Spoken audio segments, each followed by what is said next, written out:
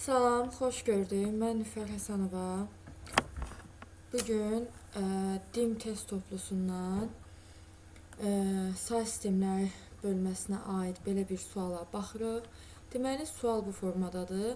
0-900 aralığında yerləşən və 16-lıq say sistemindəki yazılışının sonu 1-2 şəklində olan ən böyük tam onluq ədəd neçədir? Gəlin bunu həll edək.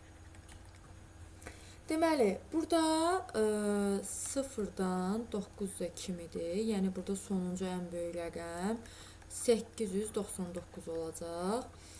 Deməli, burada əgər sonu 1-2 şəklindədirsə, burada 2 vurulsun 16 üstü 0, üzərinə əlavə edirik.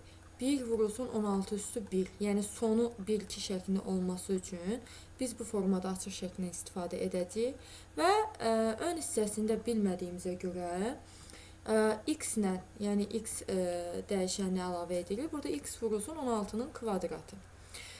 Bunu biz davamda elətdirə, yəni davam da elətdirə bilərik. Amma ki, burada belə bir şey var.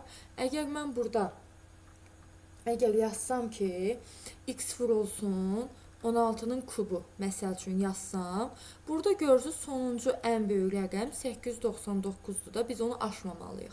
16-nın kubu da bilirik ki, nəyə bərabərdir? 4096-ya və bu 899-u aşır. Ona görə bu olmayacaq.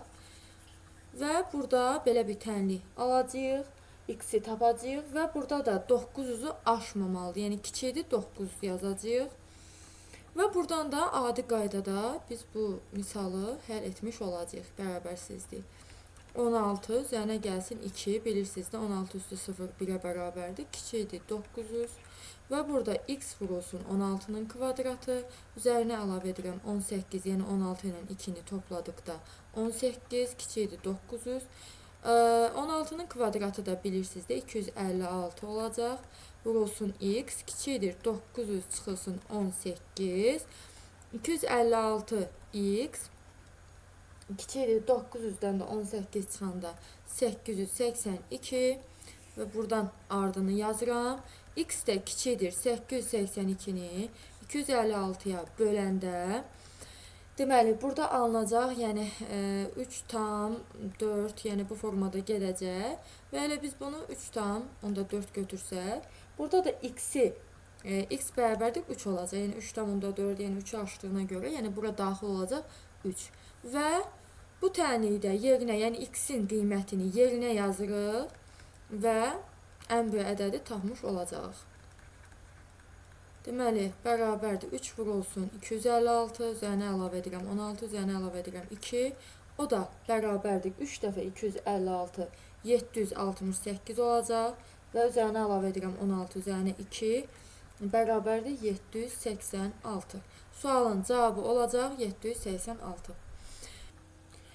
Və həmçinin əgər suallarla bağlı nəsə bir sualınız olsa, rəy bölməsinə yaza bilərsiniz. Yaxud hər hansı bir təklifiniz olsa, irad və təkliflərinizi də rəy bölməsinə yaza bilərsiniz, dəyərləndirəcəm. Və həmçinin abituriyent hazırlığı və dövlət qulluğuna hazırlaşanlar üçün yeni qruplarımız olacaq. Qoşulmaq istəyənlər bu nömrə ilə əlaqə saxlasınlar. 050 515 73 66.